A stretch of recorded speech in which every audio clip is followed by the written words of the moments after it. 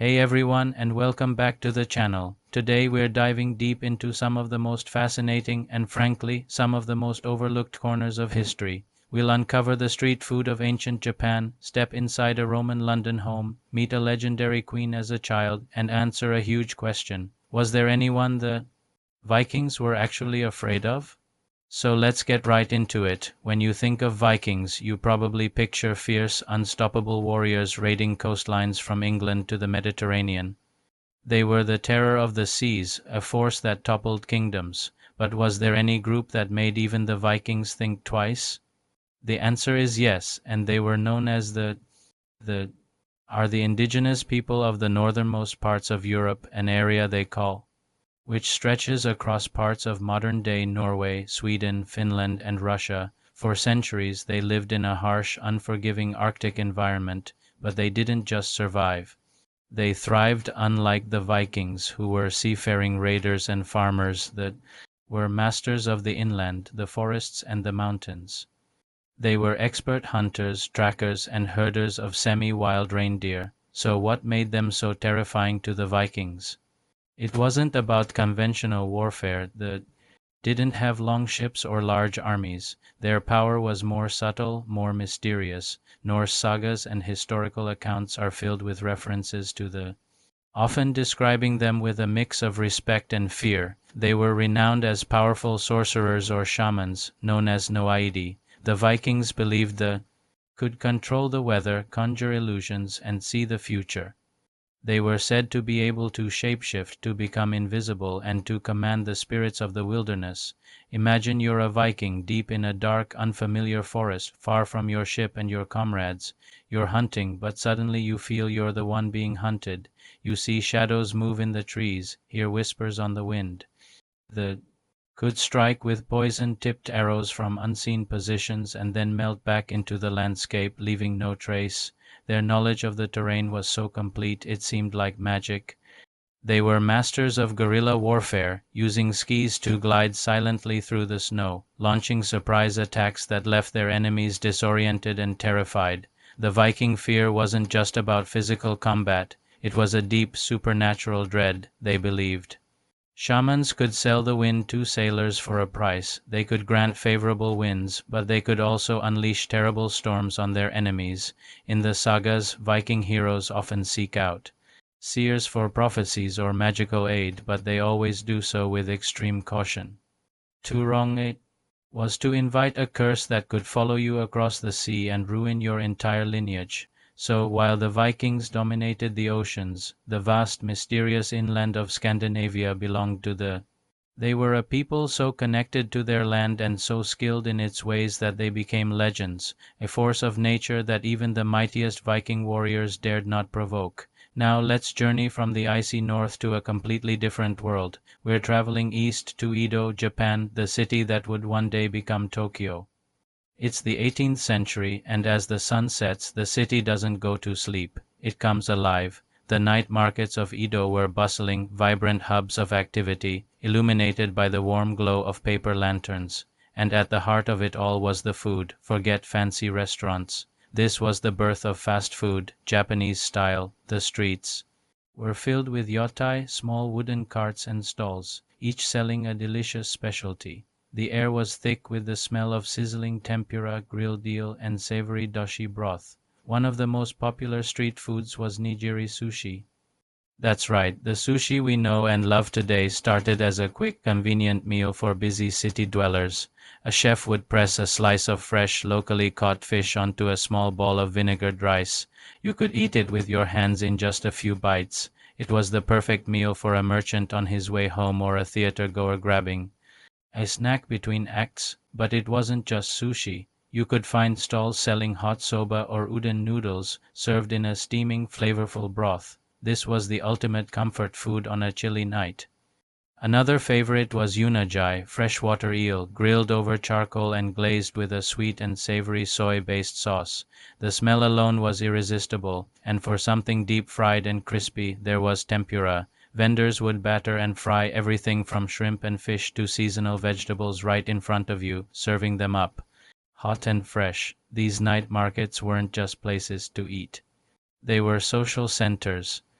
People from all walks of life, samurai, craftsmen, merchants, and entertainers, would gather under the lanterns, sharing stories, laughing, and enjoying the simple pleasure of a good hot meal. It was a testament to the lively, sophisticated urban culture of Edo. So next time you enjoy a piece of sushi or a bowl of noodles, remember its humble origins on the lively lantern-lit streets of old Japan. From Edo, let's travel back in time and across the globe to the edge of the Roman Empire. We're in Londinium, around 150 CE. This isn't the sprawling metropolis of London we know today. It's a bustling Roman colonial town, a vital trading post on the River Thames, and we're about to step inside a typical Roman British house. Forget the stereotype of grand marble villas you might see in Pompeii. A house in Londinium for a reasonably well-off merchant or administrator would be more practical but still impressive. The exterior would likely be half timbered, with a plaster or wattle and daub fill, and a roof of red ceramic tiles or possibly wooden shingles. As you step inside, you wouldn't find a grand open atrium like in Italy. The British climate was too cold for that. Instead, you'd likely enter a corridor that runs along the side of the house. The floors would be one of the most striking features. While some rooms might have simple packed earth or wooden floors, the main reception rooms would boast beautiful mosaic floors. These weren't just decorations. They were status symbols depicting scenes from mythology, geometric patterns, or even slogans like "Welcome." Beneath these floors you might find one of Rome's greatest innovations, the hypocaust system. This was a form of central heating. Hot air from a furnace outside was channeled through spaces under the floor and up through cavities in the walls, warming the entire room. Imagine how luxurious that must have felt during a damp, chilly British winter. The walls would be plastered and painted with colorful frescoes, bringing light and life into the home. The furniture would be made of local wood like oak and would include couches for dining. Yes, they still reclined to eat, as well as chests for storage, small tables, and wooden chairs or stools. Oil lamps would provide light, casting a warm, flickering glow over the painted walls and mosaic floors. The layout would typically include a kitchen with a hearth for cooking, sleeping chambers, and a dining room or triclinium. The family's life would revolve around these spaces. It was a fusion of cultures, Roman technology and lifestyle adapted to a British setting and climate. It shows us that even on the furthest frontier of the empire, people sought comfort, beauty, and a place to call home. Finally, let's stay in Britain, but journey back to a time before the Romans cemented their control.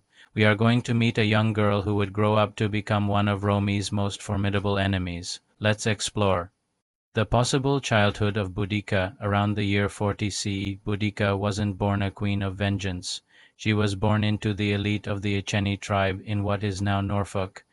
Her name, which likely sounded more like Boudica in her native Celtic tongue, meant victory. From a young age, her life would have been steeped in the traditions and values of her people. She wouldn't have gone to a formal school. Her education was the world around her. She would have learned the stories of her ancestors, the songs of heroes, and the laws of her tribe from the Druids, who were the priests, judges, and lore-keepers of Celtic society.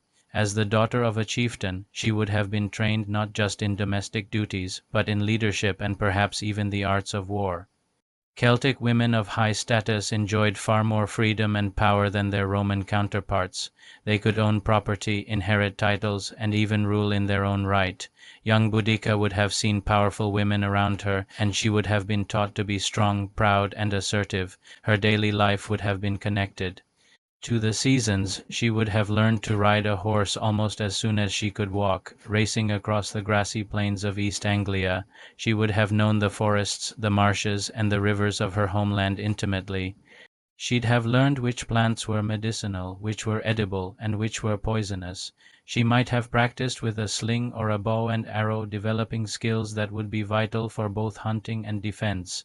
Imagine a tall, striking girl with the famous long reddish hair of her people, her voice already clear and commanding. She would have been present at tribal councils, listening to the debates of elders. She would have participated in the great seasonal festivals like Beltane and Samhain, with their bonfires, feasting, and rituals.